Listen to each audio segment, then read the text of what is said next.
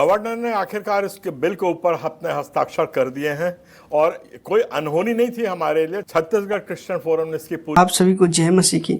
हमारे YouTube channel सच्ची गवाही पर आप सभी का स्वागत है। जैसे कि आप सभी जानते हैं कि छत्तीसगढ़ में एक नया धर्मांतरण कानून लेके आया था जिस पे हस्ताक्षर करना बाकी था, वो हस्ताक्षर आज कर दिया गया है। तो आइए हम अरुण पन्नालाल जी के मुख से सुनते हैं कि अब मसीह समाज के लोगों को क्या करना चाहिए। तो चलिए पहले हम इस वीडियो को देखते हैं। जय मसीह। गवर्नर ने आखिरकार इसके बिल के ऊपर अपने हस्ताक्षर कर दिए हैं और कोई अनहोनी नहीं थी हमारे लिए। छत्तीसगढ़ क्रिश्चियन फोरम ने इसकी पूरी तैयारी कर रखी थी और क्या करवट हम लेंगे, अगर दस्तखत करते हैं तो हमें क्या करना है, हस्ताक्षर नहीं करते हैं तो हमें क्या करना है, और उसकी पूरी तैयारी हम लोगों की हुई है।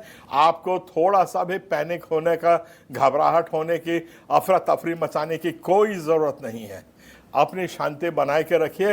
हिंदुस्तान में आज भी संविधान जिंदा है, तो थोड़ी भी चिंता आप मत करिए। जो है हमको हमारी जीत मिलेगी ही, ये हम आश्वस्त हैं। अब हमारे पास क्या विकल्प बचे हैं?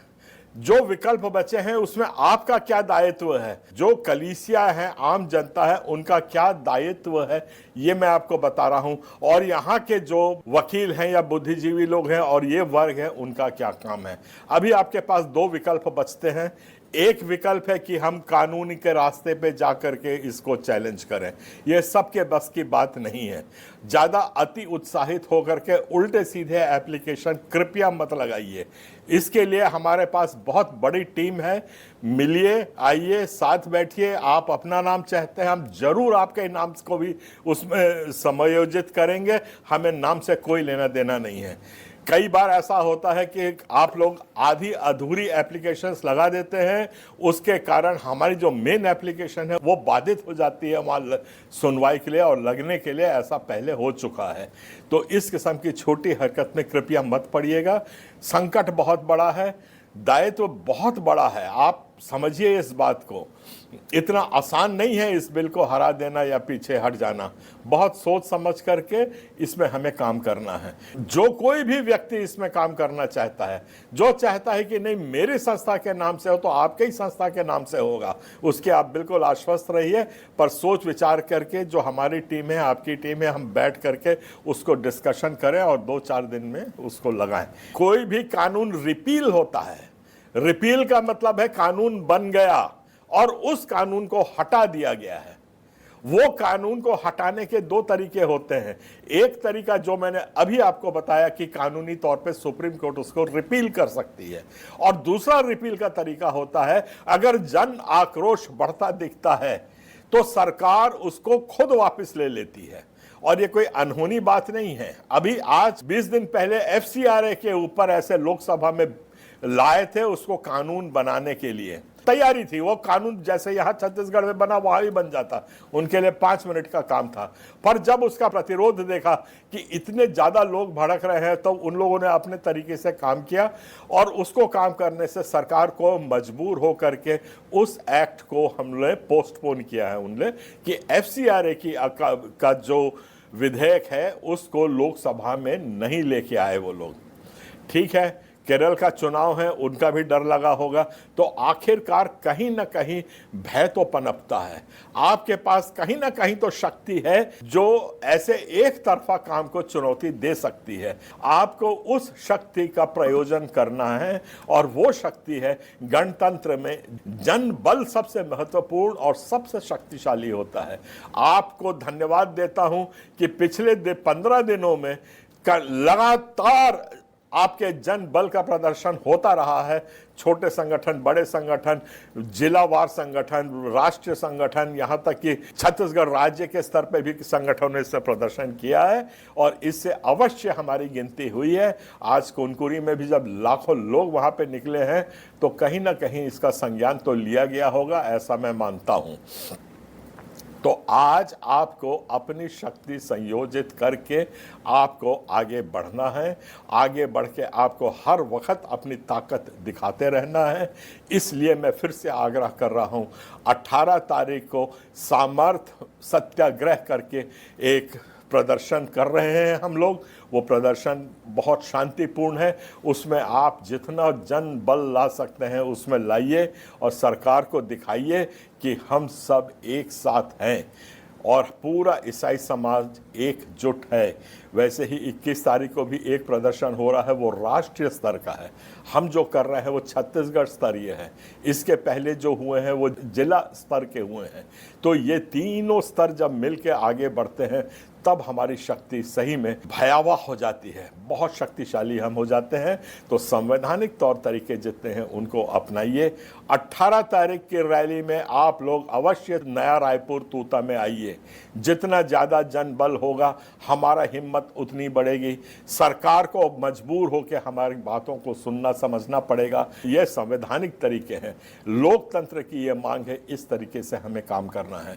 कोई भी अनुचित बात नहीं होगी उसमें, कोई भी किस्म का चुनौती देना, किसी को अपशब्द बोलना या कुछ करना, ये मैं आश्वासन देता हूं शासन को भी, सरकार को भी और आप लोगों को भी। छत्तीसगढ़ क्रिश्चियन फोरम इसका आयोजन कर रहा है। बहुत ही अनुशासित तौर पे ये काम किया जाएगा। हमें कोई वैमनस्यता किसी से नहीं है। सरकार को भाया, उसने धर्मांतरण विधेयक लाया, हम उनको बधाई और धन्यवाद भी देते हैं। और धर्मांतरण विधेयक में क्या कमी है, घटी है, त्रुटि है, कौन सी चीज़ें असंवैधानिक है, किस किस्म से ज़्यादा लोगों को हानि होगी, उससे किस किस्म से अराजकता बढ़ेगी, ये सब बात के लिए हम लोग सरकार को अपना विरोध दिखाते ही रहेंगे। इस विरोध को दिखाने के लिए मुझे आपकी सहायता चाहिए है। एक दूसरे को हतोत्साहित करने का समय नहीं है। गंभीरता को समझिए तो ताकत जुड़ने से बढ़ती है। एक दूसरे की आलोचना करके घटक दल बनाने से आपकी ताकत नहीं बढ़ती है। सरकार जो है राज्य की सरकार है, राज्य की ताकत आपकी देखती है। जो राष्ट्र की सरकार है आपके राष्ट्र की ताकत को देखती है। ये दोनों जगह हम अग्रसर हैं। हमको बहुत बड़े बड़े लोग 18 तारीख को आ रहे हैं। कई प्रदेशों से हमें समर्थन मिल रहा है। उनके प्रतिनिधि यहाँ पे पहुँचेंगे, उनके साथ भी हम शांति से बैठ करके, उसमें पंजाब है, गोवा है, तमिलनाडु है, कर्नाटक है, तेलंगाना भी है, इन लोगों ने आश्वासन दिया है कि हम आपके यहाँ आ रहे हैं। तो उनके जो पदाधिकारी आएंगे उनके साथ भी हम बैठ करके चर्चा करेंगे और एक संयुक्त नीति बनाएंगे जिसमें कि हम आगे और इस किस्म की समस्याओं का सामना हमको ना करना पड़े, ऐसा हमारा प्रयास रहेगा।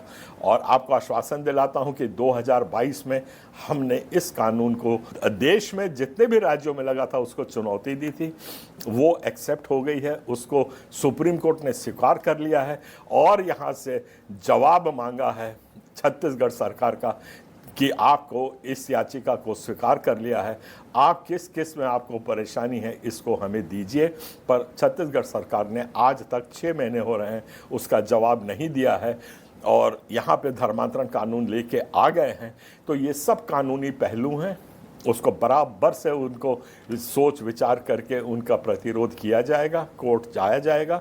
आप अपना काम करिए, अपने जन बल को इकट्ठा करिए, संगठित होइए, एक दूसरे के पीछे मत दौड़िए। ये बात याद रखिएगा, बाप जो है ना, बाप ही काम आता है, पड़ोसी कभी काम नहीं आ सकता है।